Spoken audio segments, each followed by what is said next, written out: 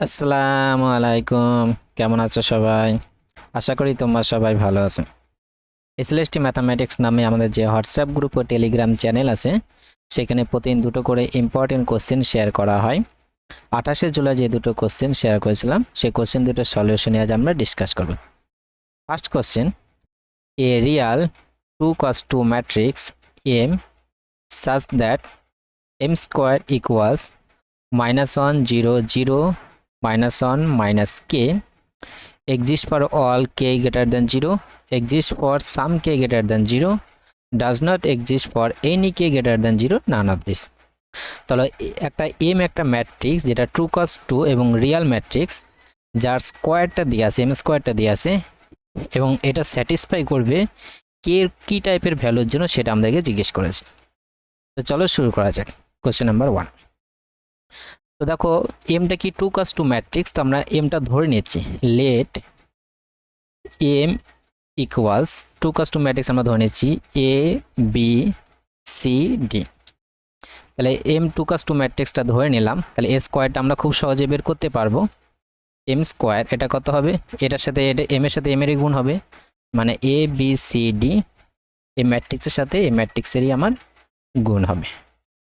তো আমরা 2 cos 2 ম্যাট্রিক্সের গুণ আমরা খুব সহজে বের করতে পারবো। এটা তো রো বরাবর আর কলম বরাবর গুণ করতে হয়, আমরা জানি যেটা, সেটা কত হবে দেখো, এ স্কোয়ার প্লাস বিসি, সেকেন্ড এলিমেন্টটা কত হবে আমার এবি প্লাস বিডি, 3 নম্বর এলিমেন্টটা হবে তোমার এসি প্লাস সিডি, 4th নম্বর বিসি প্লাস ডি স্কোয়ার। এবার দেখো এটা এম স্কোয়ারের ভ্যালু, আর এম স্কোয়ার আমাদের কত দিয়ে আছে দেখো, -1 0 0 -1 কে, ঠিক আছে, দুটো ইকুয়াল হবে যেহেতু এম স্কোয়ারের ভ্যালু এটাই দিয়ে আছে। এবার আমরা যদি এলিমেন্টগুলো কম্পেয়ার করি, দেখো ফার্স্ট যে এলিমেন্ট এটার সাথে যদি আমরা কম্পেয়ার করি, তাহলে এটা কাজ টু -1 হবে। আমরা লিখতেই পারি এ স্কোয়ার প্লাস বিসি, এটার ভ্যালু কত -1। সেকেন্ডটা যদি আমরা কম্পেয়ার করি এ বি প্লাস বিডি কাজ টু কত হবে 0 হবে। নেক্সট আমরা 4 নাম্বারটা কম্পেয়ার করছি, সেটাতে আমাদের অ্যান্সারটা আসবে BC plus D square equals to -1 minus K. এবার দেখো সেকেন্ড যে ইকুয়ালিটিটা আছে সেখান থেকে আমরা যদি বি কমন নিই, তাহলে আমরা কী পাবো দেখো, B into A plus D equals to 0 পাবো। দেখো এটা দুটোর প্রোডাক্টের গুণফল কত আছে, 0 আছে, দুটো টার্মের গুণফল কত আছে, 0 আছে। তো আমরা এখান থেকে আমরা লিখতে পারি either B equals to 0 or A plus D equals to 0 লিখতে পারি। সো সেখান থেকে আমরা এর ভ্যালু কত পাবো, মাইনাস ডি। এবার দেখো বি ইকাস টু 0টা আমরা প্রথমে টেক করলাম, নিলাম। এই বি ইকাস টু 0 এই ভ্যালু আমরা এখানে সাবস্টিটিউট করি, তাহলে আমরা কি পাচ্ছি দেখি, আমি ডিফারেন্ট কালার ইউজ করছি। এটা A square plus 0 into C equals to -1। So A স্কোয়ারের ভ্যালু কত পাচ্ছি, -1। তাহলে এর ভ্যালু কত পাচ্ছি দেখো, √1। তো √1 এটা আমার ইমাজিনারি নাম্বার, তাহলে এর ভ্যালুটা আমরা কি ইমাজিনারি নাম্বার পাচ্ছি। কিন্তু প্রশ্নতে আমাদের বলে দিয়েছে দেখো রিয়াল ম্যাট্রিক্স বলেছে। রিয়াল ম্যাট্রিক্স হলে মানে কি, তার সমস্ত এলিমেন্টগুলো হবে ম্যাট্রিক্স, সমস্ত এলিমেন্টগুলো কি রিয়াল হতে হবে। তাহলে এ বি সি ডি সবগুলো কি হবে, রিয়াল হবে। কিন্তু আমরা এর ভ্যালুটা কি ইমাজিনারি নাম্বার পাচ্ছি, তাহলে এটা কখনোই হতে পারবে না। তাহলে এটা যদি হতে পারবে না, কি এটা কেন আসছে, আমরা বি ইকাস টু 0 ধরার জন্য। তাহলে বি ইকাস টু 0 অবশ্যই কিন্তু হবে না। তাহলে বি ইকাস টু 0 ধরলে আমাদের এ ইমাজিনারি টার্ম চলে আসছে, যেটা সম্ভব না রিয়াল ম্যাট্রিক্সের ক্ষেত্রে। তাহলে বি ইকাস টু 0 এই ধরাটা এটা আমাদের ঠিক হবে না। তাহলে কি আরটা যেটা কন্ডিশন ইকুয়ালিটি পেয়েছি আমরা এ প্লাস ডি ইকাস টু 0, সেটা আমাদের ঠিক হতে পারে। তাহলে এটা ধরে আমরা এবার এগোবো। দেখো এটা যদি এ ইকাস টু মাইনাস ডি বসাই, আমরা এটাকে স্যাটিসফাই করবে। দেখো এ ইকাস টু যদি মাইনাস ডি বসাই, minus CD plus CD ইকাস to 0, আর এখানেও আমার 0 আছে, ম্যাচ করছে। তাহলে এটা এ ইকাস টু মাইনাস ডি, এটা আমরা এই ভ্যালুতে বসাবো। এখানে আমরা ডি এর ভ্যালুটা পেবো, ডি এর ভ্যালু কত, মাইনাস এ হবে, সেই ভ্যালুটা আমরা এখানে বসাবো। দেখো বিসি প্লাস ডি এর ভ্যালু মাইনাস এ, তাহলে মাইনাস এ স্কোয়ার হবে, এখানে ডি স্কোয়ার আছে যেহেতু, minus A square equals to -1 minus K. So BC plus এটা কত হবে, A square equals to -1 minus K. এই বিসি প্লাস এ স্কোয়ারের ভ্যালু কত, আমরা এখানে আছে দেখো বিসি প্লাস এ স্কোয়ারের ভ্যালু কত, -1, সেটা আমরা সাবস্টিটিউট করে দিতে পারবো এখানে। তাহলে -1 ইকাস to -1 minus K. So -1 -1 cancel out হয়ে গেল। সে কিন্তু আমরা পেয়ে যাচ্ছি কে এর ভ্যালু কত, 0। মাইনাস কে ইকাস টু 0 মানে কে এর ভ্যালু কত, 0। সো আমরা কে এর ভ্যালু পাচ্ছি 0।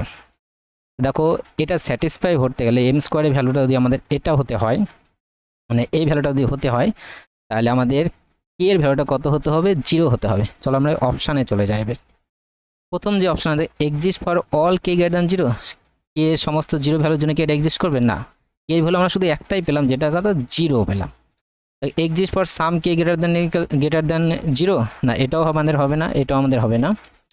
3 নম্বর অপশান দেখো does not exist for any k greater than 0, k greater than 0, কে 0 থেকে যে কোনো ভ্যালুর জন্য এটা এক্সিস্ট করবে না। তো অবশ্যই সত্য, কে এর ভ্যালুকে আমরা 0 পেলাম, গ্রেটার দ্যান 0 এর জন্য কি এটা স্যাটিসফাই করবে? অবশ্যই করবে না। তাহলে দেখো সি যে অপশানটা, সেই অপশানটা আমাদের রাইট হবে। আসলে বুঝতে পেরেছো? কারণ কে ইকুয়াল টু 0 এর জন্য এখানে এক্সিস্ট এরকম কোনো কথা আমাদের কিন্তু লেখা নেই।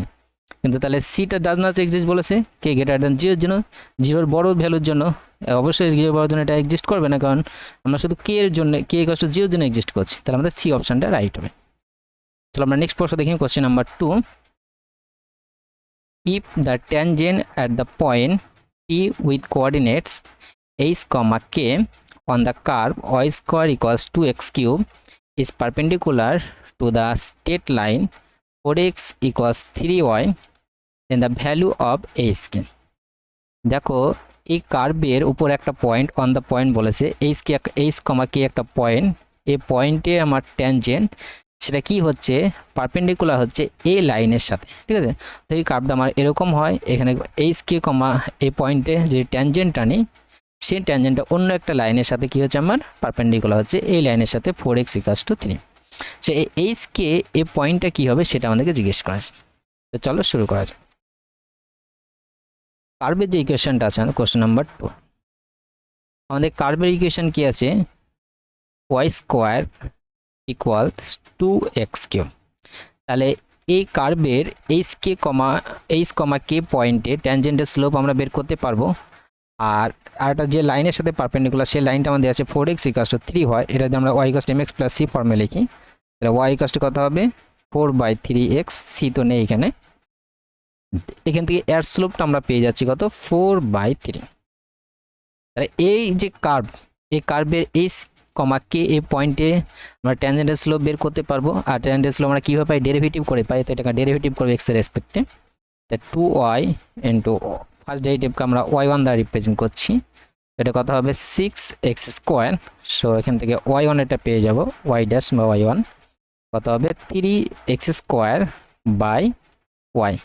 এ কোন পয়েন্টে? আমাদের h, k পয়েন্টে, ঠিক আছে? সেটা সাবস্টিটিউট করবে এখানে, তাহলে আমরা স্লোপটা পেয়ে যাব। তাহলে স্লোপ আমরা m1 দ্বারা রিপ্রেজেন্ট করি, তাহলে 3x কত হবে? সো h²/y যায় কত হবে? কি হবে? যেহেতু এই ট্যানজেন্টটা আর এই লাইনটা পরস্পর পারপেন্ডিকুলার, তাহলে তাদের প্রোডাক্টটা কত হবে? -1। তার মানে কি m1 ইন্টু m2, এটা ভ্যালু কত হবে? -1। এর মানে ভ্যালু কত? 3a² ইন্টু 4/3 = কত? -1। সো এখান থেকে আমরা 3 ক্যান্সেল আউট হয়ে গেল। সো এখান থেকে আমরা পেলাম 4a² - k। এবার দেখো এইচ, কে যে পয়েন্টটা সেটা কিন্তু এই কার্ভের উপরেই আছে, তাহলে এই কার্ভটাকে অবশ্যই স্যাটিসফাই করবে। সেখান থেকে আমরা লিখতে পারবো, দেখো y² মানে k² হবে, k² কত লিখতে পারবো? 2h³ লিখতে পারবো। সো এখানে আমাদের k² আনতে হবে। k² আনার জন্য আমরা কি করবো? বোথ সাইডে স্কোয়ার করে নেব। তো বোথ সাইডে স্কোয়ার করলে কত হচ্ছে? 16h⁴ এটা কত হয়ে যাবে? k² হয়ে যাবে। এবার দেখো k² যে আমরা এই ভ্যালুটা সাবস্টিটিউট করে নিতে পারবো। k² কত? 2h³ সেটা আমরা সাবস্টিটিউট করবো এখানে, দেখো। সো 16h⁴ কত হবে? 2h³। আমরা যদি 2h³ কমন নিয়ে নিই, তাহলে লেফটে এখানে কত হচ্ছে? 8h - 1 = 0। এটা লেফটে নিয়ে আসলাম এবং আমরা 2h³ কমন নিলাম। সেখান থেকে আমরা লিখতে পারি 2h³ = 0। সো h এর ভ্যালু কত পাবো? 0 পাবো। আর এখান থেকে h এর ভ্যালু কত পাবো? 8h = 1। সো h এর ভ্যালু কত? 1/8। h এর ভ্যালু যদি 0 হয়, পয়েন্টটা আমার কার্ভের উপরে আছে, তো কার্ভটাকে আমরা স্যাটিসফাই করে দিতে পারবো। কার্ভ কত আমার? y² = 2x³। তাহলে এখানে আমরা h এর ভ্যালু মানে আমরা y² মানে কি k² 2a² এইচ এর ভ্যালু 0 বসালে কে এর ভ্যালু কত হবে 0 হবে আর এইচ এর ভ্যালু যদি 1/8 বসাই এখানে তাহলে কে স্কোয়ারের ভ্যালু কত হবে দেখো 2 × 1/64 that means 1 by just wait yes 32 just wait a moment K square 2h³ আছে 2h³ আছে তাহলে এখানে কত হবে 512 2h³ তাহলে এখন কত হবে 512 এটা দিয়ে আমরা কাটি তাহলে কত হবে 256 তাহলে কত হবে এটা জাস্ট ইরেজ করতে হবে সো কে এর ভ্যালুটা আমাদের বের করতে হবে তো কে এর ভ্যালু কত হবে আমার +-1/16 সো দেখো এবার কোন ভ্যালুগুলো নিতে হবে সেটা আমাদেরকে বুঝতে হবে ঠিক আছে এখানে আমরা একটা পয়েন্ট পেলাম 0,0 পেলাম একটা পয়েন্ট আমরা 1/8, 1/16 পেলাম আর আমরা 1/8, -1/16 তিনটে পয়েন্ট পেলাম এই তিনটেই কি অ্যান্সার হবে সেটা আমরা কিন্তু বুঝতে হবে তো দেখো প্রথম যে পয়েন্টটা আমার 0,0 আছে সেটা আমি এক্সপ্লেন করছি দেখো আমাদের স্লোপ কত দেখো পেয়েছিলাম ট্যানজেন্টের 3h²/k তার মানে কি h এর ভ্যালু যদি আমরা 0টা ধরি তাহলে h এর ভ্যালু 0 k এর ভ্যালু 0 তো k এটা যদি আমরা এখানে বসাই তাহলে আমাদের কি দেখো 0/0 × 4/3 = -1 আনডিফাইন্ড টার্ম চলে আসছে ঠিক আছে আর এটা কখনোই সম্ভব না তাহলে আমাদের এই অ্যান্সারটা কিন্তু আমাদের বাদ যাবে তো এটা আমার বাদ চলে গেল এর 1/8, 1/16 এটা আমরা নিতে পারবো কিনা সেটা দেখো 1/8 আমাকে 1/8, 1/16 দুটোই আমার পজিটিভ আছে সেটা যদি আমরা এখানে বসাই তাহলে এটা পজিটিভ একটা ভ্যালু কিছু একটা পাবো এর 4/3 কত আমার পজিটিভ পজিটিভ গুণ করে কখনো কি নেগেটিভ -1 আসার সম্ভাবনা আছে অবশ্যই না তাহলে আমাদের এই অ্যান্সারটাও কিন্তু আমাদের বাদ যাবে ঠিক আছে আর লাস্ট যেটা আছে এটা আমাদের স্যাটিসফাই করবে তোমরা বসিয়ে চেক করতে পারো তাহলে 1/8, -1/16 এটাই হবে আমাদের অ্যান্সার আশা করি তোমরা বুঝতে পেরেছো সো চলো আমরা দেখি কোন অপশনটা আমাদের রাইট হচ্ছে